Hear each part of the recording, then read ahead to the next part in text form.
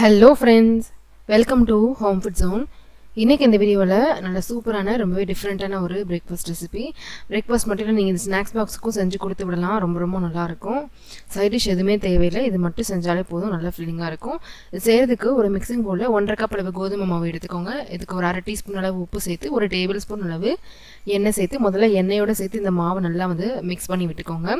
எண்ணெய் நல்லா எல்லா பக்கமும் வர மாதிரி கலந்து எடுத்துட்டு, இதில் கொஞ்சம் கொஞ்சமாக தண்ணி விட்டு, நார்மலாக நம்ம சப்பாத்திக்கு பிசையதை விட இன்னும் நல்லா மாவு இறுக்கமாக இருக்கிற மாதிரி பிசைஞ்சு எடுத்துக்கோங்க.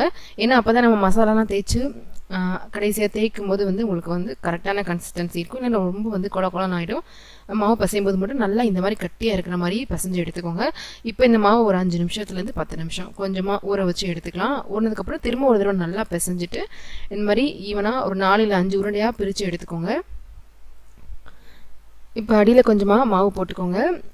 மேலே கீழே நல்லா மாவு தடவிட்டு இதை நம்ம தேய்ச்சி எடுத்துக்கலாம். நார்மலாக சப்பாத்திக்கு தேய்க்கிற மாதிரி நல்லா மெல்லிசாக தேய்ச்சி எடுத்துக்கோங்க. தேவையான அளவு மாவு போட்டு நல்லா தேய்ச்சி எடுத்துக்கோங்க. நல்லா இந்த அளவுக்கு தேய்ச்சி ரெடியாவோடு எடுத்து வச்சுக்கோங்க. இதில் ஸ்டஃபிங் செய்கிறதுக்காக ஒரு மிக்சிங் பவுலில் பூண்டு எடுத்துக்கோங்க. பூண்டு ஒரு 20லேருந்து 25 பல் பூண்டு நல்லா பொடிசாக துருவி எடுத்துக்கணும். இதில் 1 டீஸ்பூன் அளவு சில்லி ஃப்ளேக்ஸ், 1/4 கப் அளவு கொத்தமல்லி இலை, நல்லா ஃப்ரெஷ்ஷான கருவேப்பிலை கொஞ்சம் சேர்த்துக்கோங்க. கூடவே உப்பு ஒரு 1/4 டீஸ்பூன் அளவு, எண்ணெய் ஒரு டேபிள் ஸ்பூன் அளவு சேர்த்துக்கோங்க. கடைசியாக ஒரு 1/4 டீஸ்பூன் அளவு கரம் மசாலா சேர்த்து இது எல்லாமே சேர்த்து நல்லா மிக்ஸ் பண்ணி விட்டுக்கோங்க. நல்ல பெரிய பெரிய பல் பூண்டுனால நான் 20லேருந்து 25 அந்த மாதிரி எடுத்திருந்தேன். சின்ன சின்னதாக இருந்தால் அதுக்கேற்ற மாதிரி நீங்கள் குவான்டிட்டி அதிகமாக எடுத்துக்கணும். துருவும் போது பூண்டு நமக்கு ரொம்ப கொஞ்சமாக தான் இருக்கும். அதனால் அதுக்கேற்ற மாதிரி நீங்கள் துருவினதுக்கப்புறம் கடைசியாக ஒரு 1/4 கப் இருக்கிற மாதிரி எடுத்திங்கன்னா உங்களுக்கு கரெக்டாக இருக்கும். இப்போ நம்ம கலந்து எடுத்து இந்த மிக்சிங் அப்படியே எடுத்து நம்ம ஏற்கனவே தேய்ச்சி வச்சு இந்த சப்பாத்திக்கு மேலே தடவி எடுத்துக்கலாம்.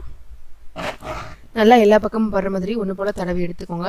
எண்ணெய்க்கு பதிலாக நீங்கள் நெய்யோ இல்லை பட்டரோ யூஸ் பண்ணிங்கன்னா இன்னும் டேஸ்ட் ரொம்ப ரொம்ப நல்லாயிருக்கும். உங்களோட விருப்பம் தான் எண்ணெய், நெய் இல்லை பட்டர் எது வேணாலும் சேர்த்து நீங்கள் செய்யலாம். இப்போ நல்லா எல்லா பக்கமும் படுற மாதிரி தடவிட்டு நடுவு கார்னர்லேருந்து இந்த மாதிரி கீழே வரைக்கும் கட் பண்ணி எடுத்துக்கோங்க. இந்த மாதிரி ஒரு சைட்லேருந்து ஒன்று போல் ரோல் பண்ணி இந்த மாதிரி இறுக்கமாக ரோல் பண்ணி எடுத்துக்கோங்க.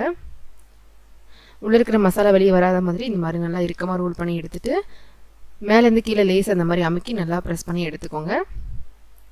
இது திரும்பவும் நம்ம தேய்ச்சி எடுக்கிறதுக்காக அடியிலே மேலேயும் நல்லா அதிகமாகவே மாவு போட்டுக்கலாம். அப்போ தான் உங்களுக்கு ஒட்டாமல் வரும்.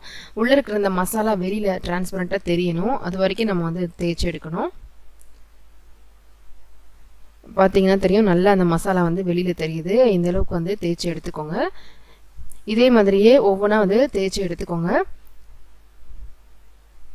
ஒன்று நீங்கள் நடுவில் கட் பண்ணி அந்த மாதிரி சுற்றி ஃபோல்டு பண்ணி எடுக்கலாம். அப்படி இல்லைனா அந்த மாதிரி நம்ம நார்மலாக சாரீ ப்ளீட் பண்ணுற மாதிரி ஒரு சைட்லேருந்து இந்த மாதிரி மடித்து இந்த மாதிரி கூட செஞ்சுருக்கலாம். உங்களுக்கு எந்த மெத்தட் ஈஸியாக இருக்கோ அந்த மாதிரி நீங்கள் செஞ்சு எடுத்துக்கோங்க. எப்படி செஞ்சாலுமே உங்களுக்கு நல்லா லேயராக சூப்பராக வரும்.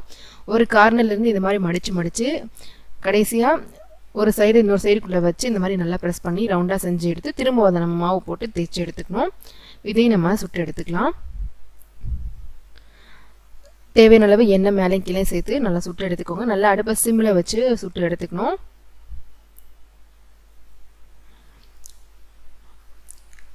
எல்லா பக்கமும் நல்லா ஒன்று போல் திருப்பி விட்டு இந்த பூண்டு வாசனை நல்லா வர ஆரம்பிக்கும். நல்லா பூண்டுலாம் வெளியில் தெரிகிற அந்த பூண்டு நல்லா முருகலாக ஆகும். பார்த்தாலே உங்களுக்கு தெரியும். இந்த அளவுக்கு நம்ம நல்லா சுட்டு எடுத்துக்கணும். இதை நம்ம இப்போ வெளியில் எடுத்துடலாம். இதே மாதிரி மீதி இருக்கிற எல்லாத்தையுமே போட்டு சுட்டு எடுத்துக்கோங்க. சுட சுட சாப்பிட்றதுக்கு ரொம்பவே நல்லாயிருக்கும். நீங்கள் இதுக்கு சைட் டிஷ் எதுவுமே செய்ய தேவையில்லை. இதை அப்படியே நம்ம சாப்பிட்லாம், அப்படியே சர்வ் பண்ணால் ரொம்ப நல்லாயிருக்கும். நீங்கள் ஸ்நாக்ஸ் பாக்ஸு கூட இதை கட் பண்ணி கொடுத்து விடலாம், நல்லா விரும்பி சாப்பிடுவாங்க. கண்டிப்பாக இதே மாதிரியே நீங்களும் செஞ்சு பாருங்கள். இந்த ரெசிபி உங்களுக்கு பிடிச்சிருந்ததுன்னா லைக் பண்ணுங்கள், ஷேர் பண்ணுங்கள், கமெண்ட் பண்ணுங்கள். நல்லா லேயராக சூப்பராக இருக்கும். கண்டிப்பாக ஹோம் ஃபுட் ஜோனுக்கு சப்ஸ்கிரைப் பண்ண மறக்காதீங்க. நாளைக்கு இதே மாதிரி ஒரு நல்ல ரெசிபியோட உங்களை மீட் பண்ணுறேன். அது வரைக்கும் பாய்.